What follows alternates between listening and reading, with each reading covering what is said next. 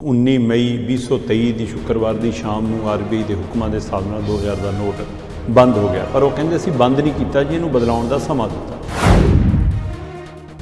ਸੋ ਦੂਜੀ ਨੋਟਬੰਦੀ ਹੈ। ਪਹਿਲੀ ਨੋਟਬੰਦੀ ਸਾਰਿਆਂ ਦੇ ਜ਼ਹਿਨ 'ਚ ਹੈ ਕਿ 8 ਨਵੰਬਰ 2016 ਨੂੰ ਰਾਤ ਨੂੰ ਭਾਈ ਔਰ ਬਹਿਨੋਂ ਕਹਿ ਕੇ ਜਦੋਂ 500 ਤੇ 1000 ਦਾ ਨੋਟ ਬੰਦ ਕੀਤਾ ਤਾਂ ਦੇਸ਼ 'ਚ ਤਰਥੱਲੀ ਮਚ ਗਈ। 2000 ਦਾ ਨੋਟ ਚੱਲਣ 'ਚ ਹੈ, ਇਹਨੂੰ ਕੋਈ ਲੈਣੋਂ ਇਨਕਾਰ ਨਹੀਂ ਕਰ ਸਕਦਾ। ਇਹ ਚੱਲਣ ਤੋਂ ਖਤਮ ਨਹੀਂ ਕੀਤਾ। ਤੁਸੀਂ ਬਕਾਇਦਾ ਜਾ ਕੇ 23 ਮਈ ਤੋਂ ਲੈ ਕੇ 30 ਸਤੰਬਰ ਤੱਕ ਮਤਲਬ ਲੰਬਾ ਸਮਾਂ ਹੈਗਾ। ਸੋ ਮਤਲਬ ਜੂਨ ਪੂਰਾ ਹੈ, ਜੁਲਾਈ ਪੂਰਾ ਹੈ, ਅਗਸਤ ਪੂਰਾ ਹੈ, ਸਤੰਬਰ ਪੂਰਾ ਹੈ।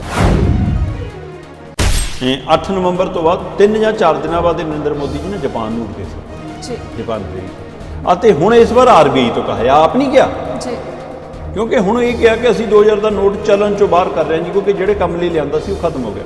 ਜਦੋਂ ਕਿ ਅਸਲ 'ਚ ਸਰਕਾਰ ਦੀ ਆਪਣੀ ਨਲਾਇਕੀ ਫੜੀ ਗਈ, ਕੇਂਦਰ ਸਰਕਾਰ ਦੀ ਕੋਤਾਹੀ ਫੜੀ ਗਈ। ਇਹ ਗਲਤੀ ਸੁਧਾਰ ਕਹਿੰਦੇ ਇਹਨੂੰ। ਮੋਦੀ ਜੀ ਕਹਿੰਦੇ ਸੀ ਕਿ ਨੋਟਬੰਦੀ ਦਾ ਮਤਲਬ ਕੀ ਹੈ, ਕਿ 500 ਤੇ 1000 ਦਾ ਨੋਟ ਮੈਂ ਇਸ ਲਈ ਬੰਦ ਕਰ ਰਿਹਾ ਕਿ ਜਿਹੜੇ ਭ੍ਰਸ਼ਟਾਚਾਰੀ ਲੋਕ ਨੇ, ਜਿਹੜੇ ਕਾਲਾ ਧਨ ਇਕੱਠਾ ਕਰਦੇ ਨੇ, ਜਿਹੜੀ ਬਲੈਕ ਮਨੀ ਇਕੱਤਰ ਕਰਦੇ ਨੇ, ਜਿਹੜੇ ਰਾਜਨੀਤਿਕ ਧਿਰਾਂ, ਵਪਾਰੀ ਧਿਰਾਂ ਜਾਂ ਦੇਸ਼ ਵਿਰੋਧੀ ਤਾਕਤਾਂ, ਉਹਨਾਂ ਨੇ ਜਿਹੜਾ ਪੈਸਾ ਇਹ ਪੁੱਠੇ ਕੰਮਾਂ ਲਈ, ਗਲਤ ਕੰਮਾਂ ਲਈ, ਦੇਸ਼ ਦੇ ਖਿਲਾਫ ਵਰਤਣ ਲਈ, ਚਾਹੇ ਉਹਦੇ ਨਾਲ ਹਥਿਆਰ ਖਰੀਦਣਾ, ਚਾਹੇ ਉਹਦੇ ਨਾਲ ਚਿੱਟਾ ਵੇਚਣਾ ਲਿਆ ਕੇ ਦੇਸ਼ 'ਚ, ਉਹਦੇ ਲਈ ਜਿਹੜਾ ਇਕੱਠਾ ਕੀਤਾ ਹੋਇਆ ਉਹ ਰਾਸ਼ੀ ਮਿੱਟੀ ਹੋ ਜੂਗੀ। ਨਾ ਤਾਂ ਜਤਿੰਦਰ ਜੀ ਭ੍ਰਿਸ਼ਟਾਚਾਰ ਖਤਮ ਹੋਇਆ, ਨਾ ਕਾਲਾ ਧਨ। ਉਹ ਜਿਹੜਾ ਕਾਲਾ ਧਨ ਸੀ ਉਹ ਚਿੱਟਾ ਹੋ ਕੇ ਬਾਹਰ ਆ ਗਿਆ। ਮਤਲਬ ਆਰਬੀਆਈ ਕਹਿੰਦੇ ਜਿੰਨੀ ਨੋਟ ਅਸੀਂ ਛਾਪੇ ਸੀ ਉਹਨੇ ਦੇ ਉਹਨੇ ਸਾਡੇ ਕੋਲ ਬਾਹਰ ਪੂਰੇ ਵੀ ਆ ਗਏ। ਕਿ ਤੁਸੀਂ ਗੱਲ ਤਾਂ ਕਰ ਰਹੇ ਸੀ ਕਿ ਅਸੀਂ ਨੋਟ ਮਤਲਬ ਖਤਮ ਕਰਨਾ ਨਕਲੀ ਕਾਰੋਬਾਰ ਜਾਂ ਭ੍ਰਸ਼ਟਾਚਾਰੀ। 2000 ਦਾ ਨੋਟ ਤਾਂ ਕਾਰੋਬਾਰ ਨੂੰ ਵਧਾ ਗਿਆ। ਕਿ ਪਤਾ ਹੀ ਹੈ ਦੇਸ਼ ਦਾ ਪ੍ਰਾਈਵੇਟਕਰਨ ਹੋਣਾ ਹੀ ਹੈ।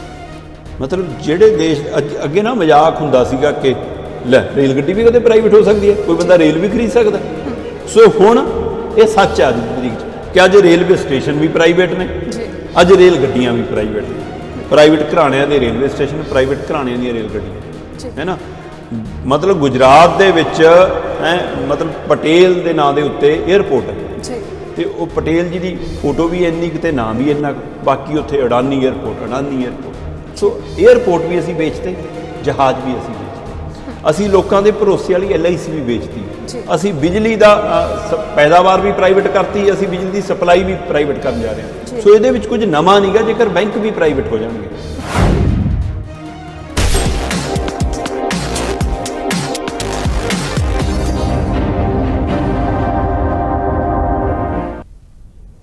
ਸਤਿ ਸ਼੍ਰੀ ਅਕਾਲ। ਗਲੋਬਲ ਪੰਜਾਬ ਟੀਵੀ ਵੇਖ ਰਹੇ ਸਾਰੇ ਦਰਸ਼ਕਾਂ ਦਾ ਸਵਾਗਤ। ਮੈਂ Jatinder Kaur. Discussion point programme ਦੇ ਵਿੱਚ ਅਕਸਰ ਵੱਡੀਆਂ ਖਬਰਾਂ ਤੇ ਚਰਚਾ ਕੀਤੀ ਜਾਂਦੀ ਹੈ। ਉਹ ਵੱਡੀਆਂ ਖਬਰਾਂ ਚਾਹੇ ਪੰਜਾਬ ਦੇ ਨਾਲ ਸੰਬੰਧਿਤ ਹੋਣ ਜਾਂ ਫਿਰ ਦੇਸ਼ਾਂ ਵਿਦੇਸ਼ਾਂ ਦੇ ਨਾਲ ਸੰਬੰਧਿਤ ਹੋਣ। ਇਹਨਾਂ ਖਬਰਾਂ ਤੇ ਚਰਚਾ ਕਰਨ ਦੇ ਲਈ ਹਰ ਵਾਰ ਦੀ ਤਰ੍ਹਾਂ ਸਟੂਡੀਓ ਵਿੱਚ ਮੇਰੇ ਨਾਲ ਮੌਜੂਦ ਨੇ ਸੀਨੀਅਰ ਪੱਤਰਕਾਰ ਦੀਪਕ ਸ਼ਰਮਾ ਜਨਾਰਥਲ ਜੀ। ਸਭ ਤੋਂ ਪਹਿਲਾਂ ਪ੍ਰੋਗਰਾਮ ਡਿਸਕਸ਼ਨ ਪੁਆਇੰਟ ਵਿੱਚ ਉਹਨਾਂ ਦਾ ਸਵਾਗਤ ਕਰਦੇ ਹਾਂ। ਸਵਾਗਤ ਹੈ ਸਰ ਤੁਹਾਡਾ ਪ੍ਰੋਗਰਾਮ ਡਿਸਕਸ਼ਨ ਪੁਆਇੰਟ। ਸ਼ੁਕਰੀਆ ਜਤਿੰਦਰ ਜੀ। ਸਾਰੇ ਦਰਸ਼ਕਾਂ ਨੂੰ ਮੇਰੀ ਪਿਆਰ ਭਰੀ ਸਤਿ ਸ਼੍ਰੀ ਅਕਾਲ। ਦੀਪਕ ਜੀ, ਡਿਸਕਸ਼ਨ ਪੁਆਇੰਟ ਪ੍ਰੋਗਰਾਮ ਦੀ ਸ਼ੁਰੂਆਤ ਵੱਡੀ ਤੇ ਅਹਿਮ ਖਬਰ ਤੋਂ ਕਰ ਲੈਂਦੇ ਹਾਂ। ਜਿਵੇਂ ਹੀ ਸ਼ੁੱਕਰਵਾਰ ਨੂੰ ਇਹ ਖਬਰ ਆਉਂਦੀ ਹੈ ਕਿ 2000 ਦਾ ਨੋਟ ਬੰਦ ਹੋ ਗਿਆ ਤਾਂ ਲੋਕਾਂ ਦੇ ਮਨਾਂ ਦੇ ਵਿੱਚ ਪਹਿਲਾਂ ਵਾਲੀਆਂ ਤਸਵੀਰਾਂ ਆਉਣ ਲੱਗ ਜਾਂਦੀਆਂ ਨੇ ਕਿ ਪਹਿਲਾਂ ਲਾਈਨਾਂ ਦੇ ਵਿੱਚ ਖੜੇ ਹੋ ਕੇ ਨੋਟ ਬਦਲਵਾਏ ਸੀ, ਬੈਂਕਾਂ ਦੇ ਬਾਹਰ ਲੰਬੇ ਕਤਾਰਾਂ ਦੇ ਵਿੱਚ ਲੋਕ ਖੜੇ ਹੋਏ ਸੀ। ਪਰ ਇਸ ਵਾਰ ਜਿਹੜੇ ਨੋਟ ਬੰਦ ਹੋਇਆ ਉਸ ਨੂੰ ਜਿਹੜੇ ਬਦਲਾਉਣ ਦੇ ਨਿਯਮ ਨੇ ਉਹਨਾਂ ਦੇ ਵਿੱਚ ਤਬਦੀਲੀ ਕੀਤੀ ਗਈ। ਅਸੀਂ ਚਾਹਾਂਗੇ ਕਿ ਦਰਸ਼ਕਾਂ ਦੇ ਨਾਲ ਤੁਸੀਂ ਵਿਸਥਾਰ ਪੂਰਵਕ ਉਹ ਨਿਯਮ ਡਿਸਕਸ ਕਰੋ ਕਿ ਵੀ ਪਹਿਲਾਂ ਵਾਲਿਆਂ ਨਾਲ ਕਿਵੇਂ ਬਦਲਾ, ਕਿਵੇਂ ਲੋਕ ਬਦਲਾ ਸਕਦੇ ਨੇ ਨੋਟ। ਬਿਲਕੁਲ ਜਤਿੰਦਰ ਜੀ, ਦੂਜੀ ਨੋਟਬੰਦੀ ਕਿਹਾ ਜਾਂਦਾ ਇਹਨੂੰ ਜੀ, ਕਿ ਹਾਂ 19 ਮਈ 2023 ਦੀ ਸ਼ੁੱਕਰਵਾਰ ਦੀ ਸ਼ਾਮ ਨੂੰ ਆਰਬੀਆਈ ਦੇ ਹੁਕਮਾਂ ਦੇ ਹਿਸਾਬ ਨਾਲ 2000 ਦਾ ਨੋਟ ਬੰਦ ਹੋ ਗਿਆ। ਪਰ ਉਹ ਕਹਿੰਦੇ ਅਸੀਂ ਬੰਦ ਨਹੀਂ ਕੀਤਾ ਜੀ, ਇਹਨੂੰ ਬਦਲਾਉਣ ਦਾ ਸਮਾਂ ਦਿੱਤਾ ਜੀ, ਜਦੋਂ ਕਿ ਲੋਕਾਂ ਨੂੰ ਇਹੀ ਪਤਾ ਕਿ ਨੋਟ ਬੰਦ ਹੋ ਗਿਆ। ਸੋ ਦੂਜੀ ਨੋਟਬੰਦੀ ਹੈ। ਪਹਿਲੀ ਨੋਟਬੰਦੀ ਸਾਰਿਆਂ ਦੇ ਜ਼ਹਿਨ 'ਚ ਹੈ ਕਿ 8 ਨਵੰਬਰ 2016 ਨੂੰ ਰਾਤ ਨੂੰ ਭਾਈ ਔਰ ਬਹਿਨੋਂ ਕਹਿ ਕੇ ਜਦੋਂ 500 ਤੇ 1000 ਦਾ ਨੋਟ ਬੰਦ ਕੀਤਾ ਤਾਂ ਦੇਸ਼ 'ਚ ਤਰਥੱਲੀ ਮਚ ਗਈ ਜੀ, ਹਾਹਾਕਾਰ ਮਚ ਗਈ। ਚਾਹੇ ਉਹ ਘਰੇਲੂ ਸੀ, ਚਾਹੇ ਉਹ ਵਪਾਰਕ ਸੀ, ਚਾਹੇ ਉਹ ਦੁਕਾਨਦਾਰ ਸੀ, ਚਾਹੇ ਉਹ ਆਮ ਵਰਗ ਸੀ, ਸਾਰਿਆਂ 'ਤੇ ਉਹਦਾ ਅਸਰ ਅਸੀਂ ਲੋਕਾਂ ਨੂੰ ਲਾਈਨਾਂ 'ਚ ਲੱਗਿਆਂ ਦੇਖਿਆ ਤੇ ਉਹਦੇ 'ਚ ਲੋਕਾਂ ਦੀ ਜਾਨ ਵੀ ਗਈ। ਸੋ ਹੁਣ ਜਦੋਂ 2000 ਦਾ ਨੋਟ ਬੰਦ ਕਰਨ ਦਾ 19 ਮਈ ਨੂੰ ਫਰਮਾਨ ਆਇਆ, ਉਹਦੇ ਵਿੱਚ ਉਹਨਾਂ ਨੇ ਕਿਹਾ ਕਿ ਜੀ ਅਸੀਂ 2000 ਦਾ ਨੋਟ ਚੱਲਣ 'ਚ ਹੈ, ਇਹਨੂੰ ਕੋਈ ਲੈਣੋਂ ਇਨਕਾਰ ਨਹੀਂ ਕਰ ਸਕਦਾ। ਇਹ ਚੱਲਣ ਤੋਂ ਖਤਮ ਨਹੀਂ ਕੀਤਾ। ਤੁਸੀਂ ਬਕਾਇਦਾ ਜਾ ਕੇ 23 ਮਈ ਤੋਂ ਲੈ ਕੇ 30 ਸਤੰਬਰ ਤੱਕ ਜੀ ਮਤਲਬ ਲੰਮਾ ਸਮਾਂ ਹੈਗਾ। ਸੋ ਮਤਲਬ ਜੂਨ ਪੂਰਾ ਹੈ, ਜੁਲਾਈ ਪੂਰਾ ਹੈ, ਅਗਸਤ ਪੂਰਾ ਹੈ, ਸਤੰਬਰ ਪੂਰਾ ਹੈ। ਸੋ ਇਸ ਲਈ ਇਹਨਾਂ ਮਹੀਨਿਆਂ 'ਚ ਤੁਸੀਂ ਜਾ ਕੇ ਆਪਣਾ ਨੋਟ ਜਮ੍ਹਾਂ ਕਰਾਓ ਤੇ ਉਹਦੇ ਬਦਲੇ ਦੂਏ ਪੈਸੇ ਲੈ ਲਓ, ਜਾਂ ਤੁਸੀਂ ਆਪਣੇ ਖਾਤੇ 'ਚ ਪੈਸੇ ਜਮ੍ਹਾਂ ਕਰਾਇਓ, ਬਾਅਦ 'ਚ ਜਿਵੇਂ ਮਰਜ਼ੀ ATM 'ਚੋਂ ਕਢਾਓ ਜਾਂ ਖਾਤੇ 'ਚੋਂ ਕਢਾਓ, ਤੁਹਾਡੀ ਮਰਜ਼ੀ ਹੈ। ਸੋ ਦੋ ਤਰੀਕੇ ਸੀਗੇ ਕਿ ਜਾਂ ਤਾਂ 2000 ਦਾ ਨੋਟ ਬਦਲਾ ਲਓ ਜਾਂ ਜਮ੍ਹਾਂ ਕਰਾ ਲਓ। ਉਹ 'ਚ ਸ਼ੁਰੂਆਤੀ ਤੌਰ ਤੇ ਜਿਹੜੀ ਗੱਲ ਕਹੀ ਗਈ ਕਿ ਇੱਕ ਸਮੇਂ ਦੇ ਵਿੱਚ 10 ਨੋਟ ਹੀ ਬਦਲਾਏ ਜਾ ਸਕਦੇ ਆ। ਇਹਦਾ ਮਤਲਬ 10 ਨੋਟ ਦਾ ਮਤਲਬ 20000 ਰੁਪਈਆ, ਕਿ ਤੁਸੀਂ 2-2000 ਦੇ 10 ਨੋਟ ਲੈ ਕੇ ਜਾਓਗੇ ਤਾਂ 20000 ਦਾ ਨੋਟ ਤੁਸੀਂ ਬਦਲਾ ਸਕਦੇ ਹੋ। ਪਰ ਜਦੋਂ ਲੋਕ ਹੁਣ ਤੋਂ ਹੀ ਜਾਣੇ ਸ਼ੁਰੂ ਹੋਏ, ਜਦੋਂ ਕਿ ਤਰੀਕ 23 ਸੀ, ਲੋਕ ਪਹਿਲਾਂ ਹੀ ਜਾਣੇ ਸ਼ੁਰੂ ਹੋ ਗਏ ਹੈ, ਉਸ ਸਮੇਂ ਫਿਰ ਮਤਲਬ ਕਿ ਬੈਂਕਾਂ ਨੇ ਜੀ ਨਿਯਮ ਕਰਤਾ ਕਿ ਨਹੀਂ, ਜਿਹਦੇ ਲਈ ਫਾਰਮ ਭਰਨਾ ਪਊਗਾ ਔਰ 23 ਤਰੀਕ ਤੋਂ ਫਾਰਮ ਭਰਾਵਾਂਗੇ ਹੈ, ਉਹ ਫਾਰਮ ਜਿਹੜਾ ਭਰੂਗਾ ਉਹਦੇ ਨਾਲ ਤੁਹਾਨੂੰ ਆਪਣਾ ID ਪ੍ਰੂਫ ਦੇਣਾ ਪਊਗਾ, ਫਿਰ ਨੋਟ ਬਦਲਾਂਗੇ। ਸੋ ਦੂਸਰੇ ਪਾਸੇ ਲੋਕ ਖਾਤੇ ਦੇ ਹਵਾਲੇ ਨਾਲ ਵੀ ਬੈਂਕਾਂ ਵਾਲੇ ਕਈ ਮੁਲਾਜ਼ਮ ਕਹਿਣ ਲੱਗੇ ਨਹੀਂ ਜੀ ਖਾਤੇ 'ਚ ਵੀ 10,000 ਨੋਟ ਜਮ੍ਹਾਂ ਕਰਾ ਸਕਦੇ ਹੋ, 20,000। ਸੋ ਆ ਜਿਹੜੇ ਭਰਮ ਭੁਲੇਖੇ ਬਣੇ, ਫਿਰ ਅਚੇਚੇ ਤੌਰ ਤੇ ਕੱਲ ਮੈਂ ਦੇਖ ਰਿਹਾ ਸੀ ਕਿ SBI ਨੇ ਇੱਕ ਗਾਈਡਲਾਈਨ ਜਾਰੀ ਕੀਤੀ। SBI ਨੇ ਬਕਾਇਦਾ ਚਿੱਠੀ ਜਾਰੀ ਕੀਤੀ। ਉਹ ਚਿੱਠੀ ਆਪਣੇ ਸੰਬੰਧਿਤ ਵਿਭਾਗਾਂ ਨੂੰ ਭੇਜੀ, ਸਾਰੇ ਬੈਂਕ ਬ੍ਰਾਂਚਾਂ ਨੂੰ ਭੇਜੀ, ਸਾਰੇ ਅਧਿਕਾਰੀਆਂ ਨੂੰ ਭੇਜੀ, ਤੇ ਉਸੇ ਹਵਾਲੇ ਨਾਲ ਬਾਕੀ ਬੈਂਕਾਂ ਨੂੰ ਇੱਕ ਤਰ੍ਹਾਂ ਨਾਲ ਨਿਯਮ ਜਾਰੀ ਹੋ ਗਏ।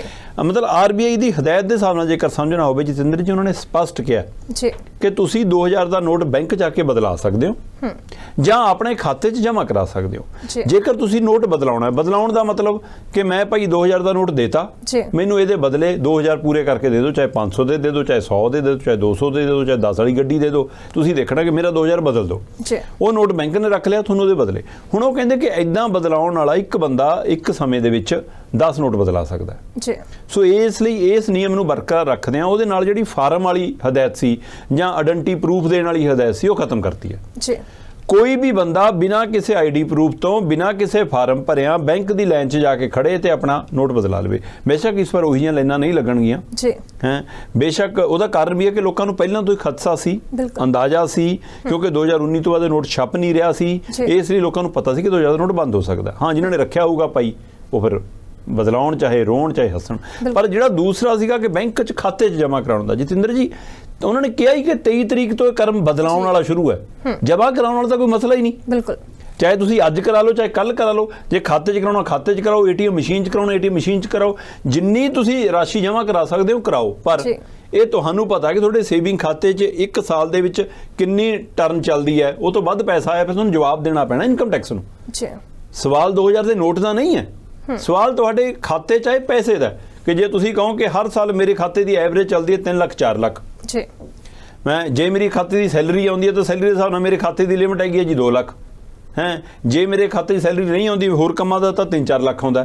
ਉਹ ਜਿੰਨੀ ਕੁ ਐਵਰੇਜ ਚੱਲਦੀ ਹੈ ਜੀ, ਉਹ 'ਚ ਵਾਧਾ ਹੁੰਦਾ ਅਚਾਨਕ ਕਿ ਇਸ ਵਾਰ ਇਕੱਠਾ ਹੀ 12 ਲੱਖ ਡਿੱਗ ਗਿਆ ਹੈ, ਤੇ ਫਿਰ ਉਹ ਇਨਕਮ ਟੈਕਸ ਤੁਹਾਨੂੰ ਪੁੱਛ ਸਕਦਾ ਕਿ ਭਾਈ ਆਹ ਜਿਹੜਾ 10 ਲੱਖ ਉੱਪਰ ਆ ਗਿਆ, 8 ਲੱਖ ਉੱਪਰ ਆ ਗਿਆ, ਕਿੱਥੋਂ ਆਇਆ? ਬਿਲਕੁਲ, ਇਹ 2000 ਦੇ ਨੋਟ ਨੇ ਤਾਂ ਵੀ, ਜੇ ਨਹੀਂ ਨੇ ਤਾਂ ਵੀ। ਸੋ ਇਸ ਲਈ ਉਹ ਹਦਾਇਤ ਹੈ। ਇਹਦਾ ਮਤਲਬ ਇਹ ਨਹੀਂ ਕਿ ਜਮ੍ਹਾਂ ਨਹੀਂ ਕਰਾ, ਤੁਸੀਂ ਜਿੰਨੇ ਚਾਹੋ ਆਪਣੇ ਖਾਤੇ 'ਚ ਉਹਨੇ ਜਮ੍ਹਾਂ ਕਰਾ ਸਕਦੇ ਹੋ। ਇਸੇ ਤਰ੍ਹਾਂ ਕਰੰਟ ਅਕਾਊਂਟ ਨੇ, ਉਹਨਾਂ ਦੀ ਇੱਕ ਲਿਮਟ ਹੈ ਤੇ ਉਹ ਇੱਕ ਰੋਟੇਸ਼ਨ ਬਣੀ ਹੁੰਦੀ ਹੈ, ਤੇ ਉਹਦੇ ਵਿੱਚ ਜੇਕਰ ਕੈਸ਼ ਜਮ੍ਹਾਂ ਹੁੰਦਾ ਫਿਰ ਉਹ ਪੁੱਛ ਸਕਦੇ ਨੇ ਕਿ ਇੰਨੀ ਵੱਡੀ ਮਾਤਰਾ 'ਚ ਕੈਸ਼ ਕਿੱਥੋਂ ਆਇਆ। ਸੋ ਪਰ ਹਰੇਕ ਨੂੰ ਪਤਾ ਹੈ ਕਿ ਜੇਕਰ ਮੰਨ ਲਓ ਆਮ ਘਰ ਆ ਤਾਂ ਉਹਦੇ ਅੰਦਰ ਜੇ 2-2 4-4 ਨੋਟ 5 ਮੈਂਬਰਾਂ ਕੋਲ ਹੋਵੇ ਤਾਂ 10 ਨੋਟ ਕੋਈ ਬੜੀ ਗੱਲ ਨਹੀਂ ਗੀ। ਬਿਲਕੁਲ ਠੀਕ ਹੈ ਕਿ ਨੋਟ ਸਾਂਭਣਾ ਸਹਿਜਣਾ ਆਸਾਨ ਹੈ। ਸੋ ਇਸ ਲਈ 2000 ਦੇ ਨੋਟ ਦੇ ਹਵਾਲੇ ਨਾਲ ਸਾਫ਼ ਗਾਈਡਲਾਈਨਾਂ ਨੇ ਜੀ ਕਿ ਤੁਸੀਂ ਜਾ ਕੇ ਬਦਲਾਉਣਾ ਤਾਂ ਬਿਨਾਂ ਕਿਸੇ ID ਪ੍ਰੂਫ ਤੋਂ, ਬਿਨਾਂ ਕਿਸੇ ਫਾਰਮ ਭਰਿਆ, ਬਿਨਾਂ ਕਿਤੇ ਦਸਤਖਤ ਕਰਿਆ ਤੁਸੀਂ 10 ਨੋਟ 20,000 ਰੁਪਇਆ ਬਦਲਾ ਸਕਦੇ ਹੋ। ਔਰ ਜਮ੍ਹਾਂ ਕਰਾਉਣ ਦੀ ਕੋਈ ਲਿਮਟ ਨਹੀਂ ਹੈ। ਤੁਸੀਂ ਅੱਜ ਵੀ, ਕੱਲ ਨੂੰ ਵੀ, 23 ਤਰੀਕ ਤੋਂ ਵੀ 30 ਸਤੰਬਰ ਤੱਕ ਆਪਣੇ ਸਾਰੇ 2000 ਦੇ ਨੋਟ ਜਾਂ ਜਮ੍ਹਾਂ ਕਰਾ ਦਿਓ ਆਪਣੇ ਖਾਤੇ 'ਚ ਜਾਂ ਬਦਲਾ ਲਓ। ਉਹ ਤੋਂ ਬਾਅਦ ਮਤਲਬ ਬੇਸ਼ੱਕ RBI ਕਹਿੰਦਾ ਕਿ ਅਸੀਂ ਦੇਖਾਂਗੇ ਉਹ ਤੋਂ ਬਾਅਦ ਕੀ ਹੈ, ਫਿਲਹਾਲ ਮਤਲਬ 30 ਸਤੰਬਰ ਤੱਕ ਨੋਟ ਬਦਲਾਉਣ 'ਚ ਕੋਈ ਦਿੱਕਤ ਨਹੀਂ ਹੋਣੀ ਚਾਹੀਦੀ। ਇਸ ਵਾਰ ਉਵੇਂ ਲਾਈਨਾਂ ਤਾਂ ਨਹੀਂ ਲੱਗਣਗੀਆਂ ਜੀ, ਇਹਦੇ ਵਿੱਚ ਕੋਈ ਦੋ ਰਾਏ ਨਹੀਂ ਗੀ ਹੈ, ਕਿਉਂਕਿ ਪਿਛਲੀ ਵਾਰ ਤੋਂ ਲੋਕਾਂ ਨੇ ਕਾਫੀ ਕੁਝ ਸਮਝ ਲਿਆ ਹੈ ਤੇ ਉਹੀ ਜੀ ਇਹ ਨੋਟਬੰਦੀ ਵੀ ਨਹੀਂ ਹੈ ਪਿਛਲੀ ਵਾਰ ਵਾਲੀ। ਪਿਛਲੀ ਵਾਰ ਤਾਂ ਲੋਕਾਂ ਤੇ ਇੱਕ ਹਮਲਾ ਹੀ ਸੀ ਸਮਝ ਲਓ ਸਿੱਧਾ ਤਰ੍ਹਾਂ ਦਾ। ਸੋ ਇਸ ਲਈ ਪਰ ਇਹ ਗਾਈਡਲਾਈਨਾਂ ਨੂੰ ਗੌਰ ਕਰਦੇ ਹੋਏ ਲੋਕਾਂ ਨੂੰ ਇਹ ਅਪੀਲ ਹੈ RBI ਵੱਲੋਂ ਵੀ ਜਾਂ ਸਾਡੇ ਵੱਲੋਂ ਵੀ ਕਿ ਭਾਈ ਘਬਰਾਉਣ ਦੀ ਲੋੜ ਨਹੀਂ। ਘਬਰਾਉਣ ਉਹ ਜਿਨ੍ਹਾਂ ਨੂੰ 2 ਨੰਬਰ ਦਾ ਪੈਸਾ ਹੋਊ, ਜਿਨ੍ਹਾਂ ਕੋਲ ਕਾਲਾ ਧਨ ਹੋਊ। ਆਮ ਸਧਾਰਨ ਲੋਕਾਂ ਨੂੰ ਘਬਰਾਉਣ ਦੀ ਲੋੜ ਨਹੀਂ। ਤੁਸੀਂ ਆਪਣੇ ਖਾਤੇ 'ਚ ਜਮ੍ਹਾਂ ਕਰਾਇਓ, ਚਾਹੇ ਆਪਣਾ ਬ੍ਰਾਂਚ ਜਾ ਕੇ ਬਦਲਾ ਲਓ। ਤੁਹਾਨੂੰ ਬੈਂਕ ਇਨਕਾਰ ਨਹੀਂ ਕਰ ਸਕਦਾ, ਅਧਿਕਾਰੀ ਇਨਕਾਰ ਨਹੀਂ ਕਰ ਸਕਦਾ। ਬਿਲਕੁਲ ਬਿਲਕੁਲ ਦੀਪ ਜੀ, 2 ਨੰਬਰ ਦੇ ਤੇ ਕਾਲੇ ਧਨ ਦੀ ਗੱਲਬਾਤ ਆਪਾਂ ਕਰ ਰਹੇ ਹਾਂ। ਪਹਿਲਾਂ ਵੀ ਪ੍ਰਧਾਨ ਮੰਤਰੀ ਦੇ ਵੱਲੋਂ ਜਦੋਂ ਇਹ ਨੋਟਬੰਦੀ ਕੀਤੀ ਗਈ ਸੀ, ਕਹਿੰਦੇ ਕਿ ਜਿਹੜਾ ਭ੍ਰਿਸ਼ਟਾਚਾਰ ਹੈ ਉਹ ਖਤਮ ਹੋਵੇਗਾ ਇਸ ਦੇ ਨਾਲ, ਤੇ ਜਿਹੜਾ ਕਾਲਾ ਧਨ ਹੈ ਉਹ ਬਾਹਰ ਨਿਕਲੇਗਾ। ਪਰ ਹੁਣ 2000 ਦਾ ਨੋਟ ਬੰਦ ਹੋ ਗਿਆ, ਜਿਹੇ ਵਿੱਚ ਸਵਾਲ ਇਹ ਵੀ ਖੜਾ ਹੋ ਰਿਹਾ ਕਿ ਜਿਹੜਾ ਨਕਲੀ ਨੋਟਾਂ ਦਾ ਧੰਦਾ ਹੈ ਕਿ ਉਹ ਬੰਦ ਹੋਇਆ? ਬਿਲਕੁਲ, ਇਹ ਬਹੁਤ ਵੱਡਾ ਸਵਾਲ ਹੈ ਜੀ।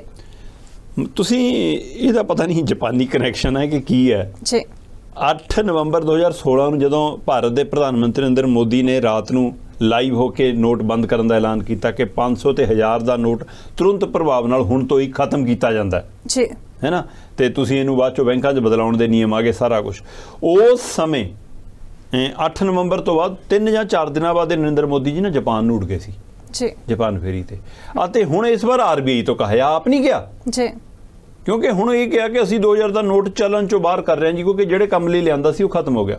ਜਦੋਂ ਕਿ ਅਸਲ 'ਚ ਸਰਕਾਰ ਦੀ ਆਪਣੀ ਨਲਾਇਕੀ ਫੜੀ ਗਈ, ਕੇਂਦਰ ਸਰਕਾਰ ਦੀ ਕੋਤਾਹੀ ਫੜੀ ਗਈ। ਇਹ ਗਲਤੀ ਸੁਧਾਰ ਕਹਿੰਦੇ ਆ ਇਹਨੂੰ, ਇਸ ਨੂੰ ਨੋਟ ਵਾਪਸੀ ਨਹੀਂ ਲੈਂਦੇ, ਇਹ ਗਲਤੀ ਸੁਧਾਰਨ ਦੀ ਕੋਸ਼ਿਸ਼ ਕਰ ਰਹੀ ਹੈ ਸਰਕਾਰ, ਆਪਣੀ ਗਲਤੀ ਲੁਕਾਉਣ ਦੀ ਕੋਸ਼ਿਸ਼ ਕਰ ਰਹੀ ਹੈ। ਪਰ ਕਨੈਕਸ਼ਨ ਜਾਪਾਨੀ ਹੈ, ਇਹ ਉਹੀ ਸਬੱਬੀ ਹੈ। ਮਤਲਬ 8 ਨਵੰਬਰ ਤੋਂ ਬਾਅਦ ਐਲਾਨ ਕਰਕੇ ਮੋਦੀ ਜੀ ਪਹਿਲੀ ਨੋਟਬੰਦੀ ਤੋਂ ਬਾਅਦ ਜਹਾਜ਼ ਚੜ੍ਹ ਗਏ ਸੀ ਜਾਪਾਨ ਨੂੰ, ਤੇ ਹੁਣ ਜਿੱਦਣ ਆਰਬੀਆਈ ਨੇ 19 ਮਈ ਨੂੰ ਬੰਦ ਕੀਤਾ ਉਦੋਂ ਉਹ ਪਹਿਲਾਂ ਹੀ ਜਾਪਾਨ ਗਏ ਹੋਏ ਨੇ। ਸੋ ਇਹ ਨੋਟਬੰਦੀਆਂ ਦਾ ਜਾਪਾਨੀ ਕਨੈਕਸ਼ਨ ਹੈਗਾ। ਪਰ ਜਿਹੜਾ ਸਵਾਲ ਤੁਹਾਡਾ ਉਹ ਬਹੁਤ ਵੱਡਾ ਹੈ।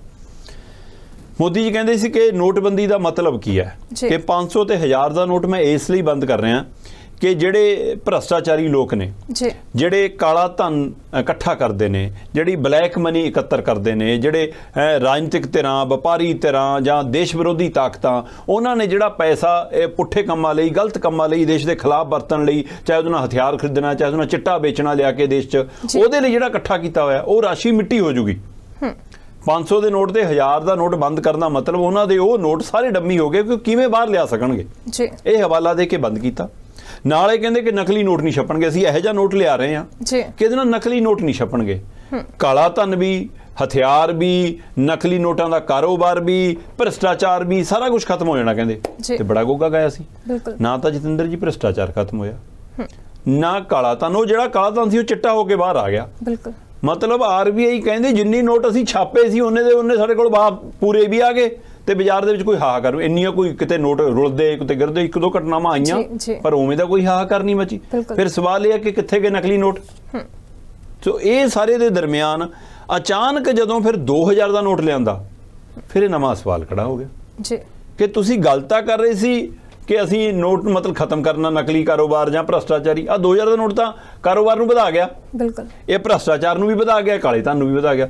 ਜਤਿੰਦਰ ਜੀ, ਮਤਲਬ ਕਿਤੇ 2000 ਦੇ 100 ਨੋਟ ਤੇ ਕਿਤੇ 500 ਦੇ 100 ਨੋਟ।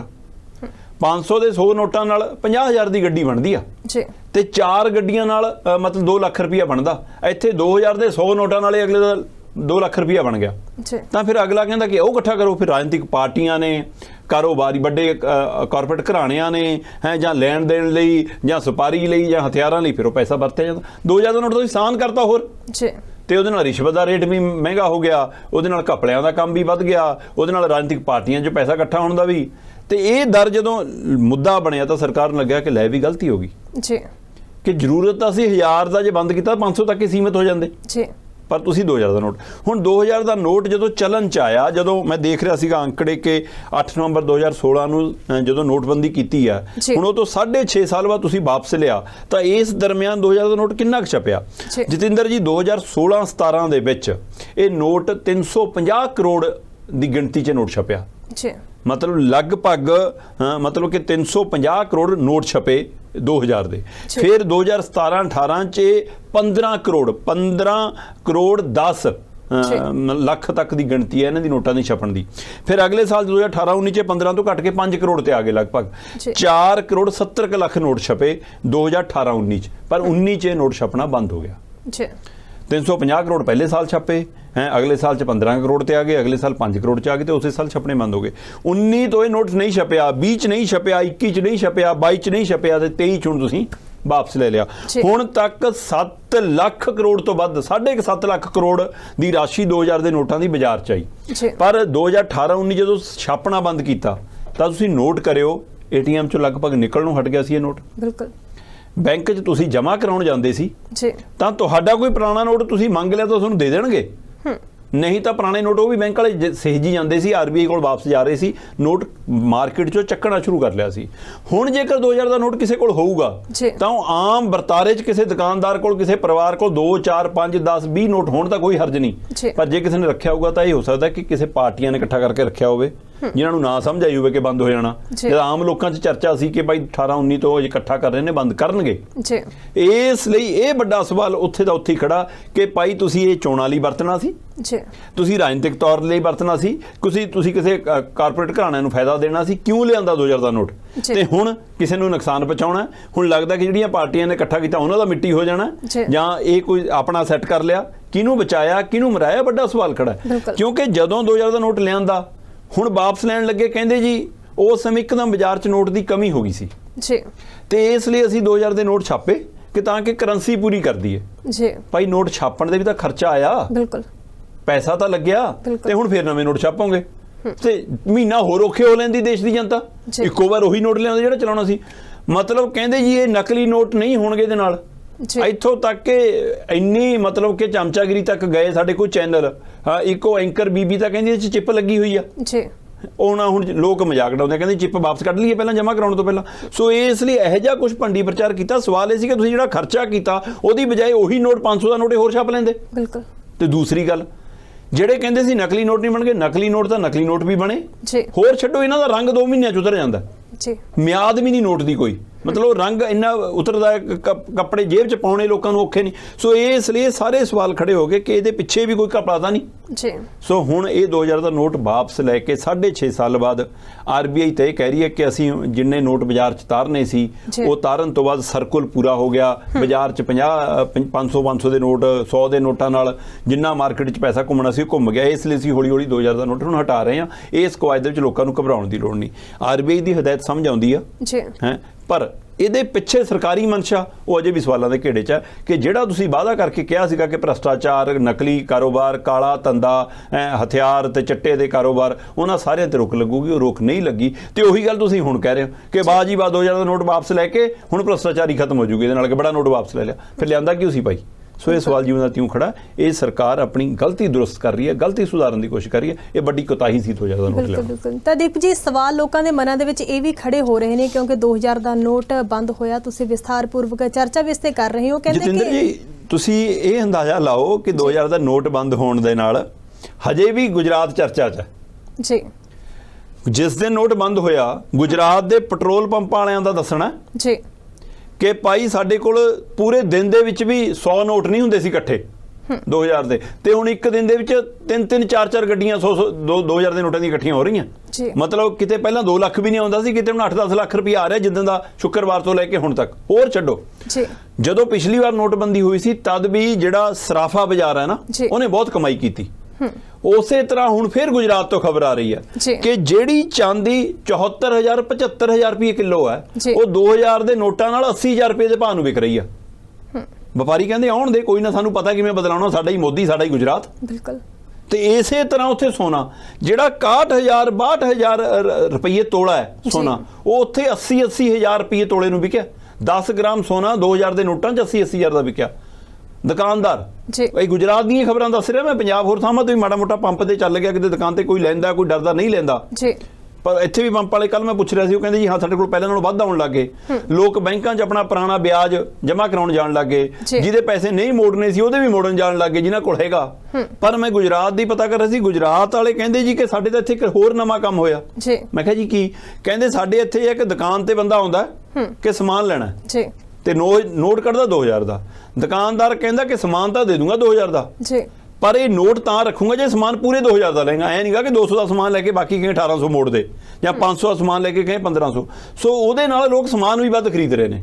ਸੋ 2000 ਦਾ ਨੋਟ ਗੁਜਰਾਤ 'ਚ ਖੂਬ ਚਰਚਾ 'ਚ। ਸਵਾਲ ਇਹ ਹੈ ਕਿ ਇਹ ਵੀ ਤਾਂ ਕਾਲਾ ਧਨ ਹੈ ਨਾ। ਬਿਲਕੁਲ, ਇਹ ਵੀ ਤਾਂ ਕਾਲਾ ਬਾਜ਼ਾਰੀ ਹੈ। ਜਦੋਂ ਇੱਕ ਰੇਟ ਹੈ ਕਿ ਚਾਂਦੀ ਦਾ ਰੇਟ ਭਾਈ ਅੱਜ 75,000 ਹੈ, ਹੋ ਸਕਦਾ ਅੱਜ ਮਹਿੰਗੀ ਹੋ ਜਾਵੇ। ਅੱਜ ਖੁੱਲਣ ਤੋਂ ਬਾਅਦ ਸ਼ੁੱਕਰਵਾਰ ਨੂੰ ਬਾਜ਼ਾਰ ਬੰਦ ਹੋ ਗਿਆ ਸੀ ਤੇ ਸ਼ਨੀ ਐਤਵਾਰ ਉਹੀ ਰੇਟ ਰਹਿਣਾ ਹੁੰਦਾ। ਸੋ ਇਸ ਲਈ ਉਹ 75,000 ਵਾਲਾ 80,000 ਨੂੰ 75,000 ਰੁਪਏ ਕਿਲੋ ਨੂੰ ਚਾਂਦੀ ਵਿਕੀ। ਇਸੇ ਤਰ੍ਹਾਂ ਸੋਨਾ ਉੱਥੇ 61,000-62,000 ਰੁਪਏ ਪ੍ਰਤੀ ਤੋਲਾ ਸੀ 10 ਗ੍ਰਾਮ, ਤੇ ਉਹ 75,000, 70,000, 80,000 ਤੱਕ ਤੋਲਾ ਸੋਨੇ ਦਾ ਵਿਕਿਆ ਕਿ 2000 ਦੇ ਨੋਟਾਂ ਦੇ ਵਿੱਚ ਲਾਓ ਤੇ ਖਰੀਦ ਲਓ। ਸੋ ਆ ਵੀ ਧੰਦਾ ਹੋਇਆ, ਇਹਦੇ ਪਰ ਵੀ ਸਰਕਾਰ ਗੌਰ ਕਰੇ। ਬਿਲਕੁਲ ਬਿਲਕੁਲ। ਤਾਂ ਦੀਪ ਜੀ, ਲੋਕਾਂ ਦੇ ਮਨਾਂ ਦੇ ਵਿੱਚ ਸਵਾਲ ਇਹ ਵੀ ਖੜੇ ਹੋ ਰਹੇ ਨੇ, 2000 ਦਾ ਨੋਟ ਕਹਿੰਦੇ ਬੰਦ ਹੋ ਗਿਆ ਤੇ ਜਿਹੜੇ ਅੱਧੀ ਦਰਜਨ ਸਰਕਾਰੀ ਬੈਂਕ ਨੇ ਕਹਿੰਦੇ ਉਹ ਵੀ ਪ੍ਰਾਈਵੇਟ ਹੋ ਜਾਣਗੇ। ਤਾਂ ਇਸ ਨੂੰ ਲੈ ਕੇ ਵੀ ਕਾਫੀ ਲੋਕਾਂ ਦੇ ਮਨਾਂ ਦੇ ਵਿੱਚ ਵੀ ਸ਼ੰਕੇ ਸ਼ੋਭੇ ਨੇ। ਜਤਿੰਦਰ ਜੀ, ਇਹ ਮੈਨੂੰ ਲੱਗਦਾ ਸ਼ੰਕੇ ਸ਼ੋਭੇ ਹੁਣ ਲੋਕਾਂ ਦੇ ਨਾ ਸਾਫ਼ ਹੋ ਗਏ ਜੀ, ਕਿ ਪਤਾ ਹੀ ਹੈ ਦੇਸ਼ ਦਾ ਪ੍ਰਾਈਵੇਟਕਰਨ ਹੋਣਾ ਹੀ ਹੈ।